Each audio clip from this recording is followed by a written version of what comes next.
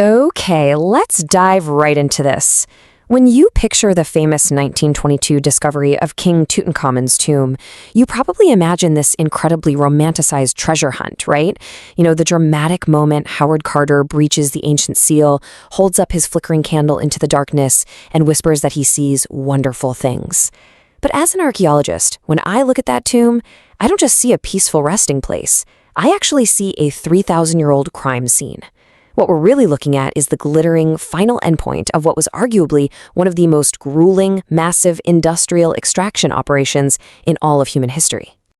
To truly wrap our heads around the sheer scale of what we're talking about, consider this absolutely staggering number: 103,000 tolas. That is the volume of pure, unadulterated gold that was pulled out of King Tut's tomb. Now, to put that into a modern economic perspective, we are talking about a value of over 5.5 billion rupees today. And all of it was just sitting there, piled up in a single underground cave. The physical weight and the purity of this hoard is, quite frankly, overwhelming. But if you look at it through the lens of ancient industrial history, the gold itself isn't even the most mind-blowing part of the discovery. The real mystery is where on earth it all came from. And that brings us to the central mystery of our explainer today. How exactly did a Bronze Age civilization living 3 millennia ago manage to industrially extract this level of pure wealth without a single piece of modern technology? I mean, think about it. They didn't have heavy machinery, no dynamite, absolutely zero mechanized drills or motorized transport, yet somehow they moved entire mountains. This gold didn't just magically materialize in the Valley of the Kings. It was violently ripped from the earth. So we really have to ask ourselves, where was this massive wealth mined? And honestly, how did they pull it off?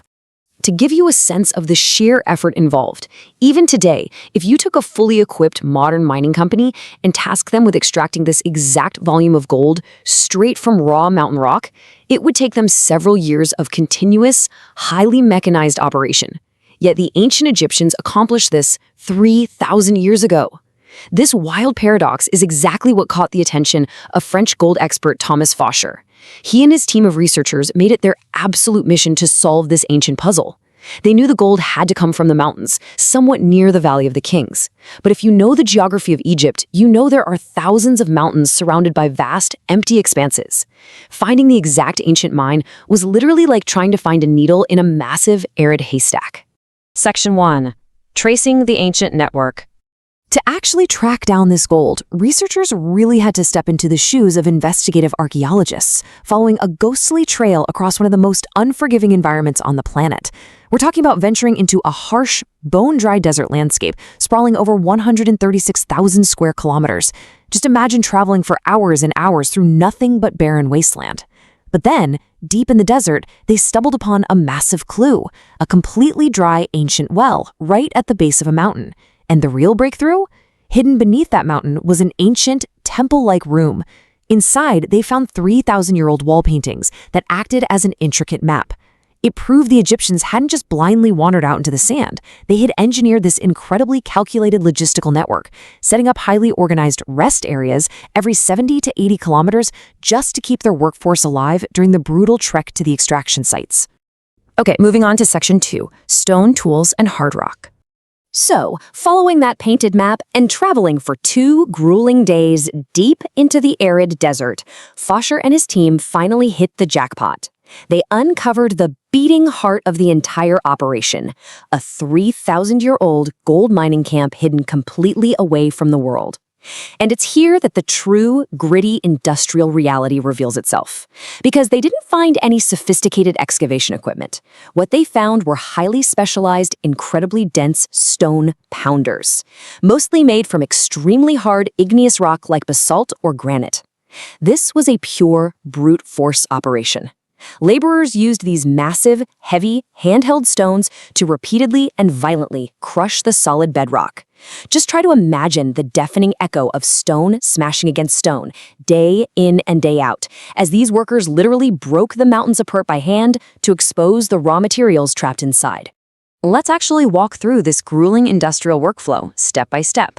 Step 1. Hack into the hard mountain rock using nothing but sheer physical endurance. Step 2. Take those massive chunks of mountain and brutally crush them down into dust using those heavy basalt and granite stone pounders. Now, step 3. This is the most painstaking part. They had to take that crushed rock powder and wash it over inclined stone tables. By constantly pouring water over the dust, the lighter rock would wash away, allowing them to finally isolate these microscopic, heavy flecks of pure gold. They were literally extracting tiny particles of gold dust from thousands of tons of solid stone. And finally, step 4. Carefully transport those microscopic particles all the way back across that 136,000 square kilometer desert network to the royal artisans waiting in the Valley of the Kings. Which brings us to Section 3, the brutal cost of gold. You know, when we map out a workflow like that, it's really easy to lose sight of the actual people doing the heavy lifting. The crucial point is right here.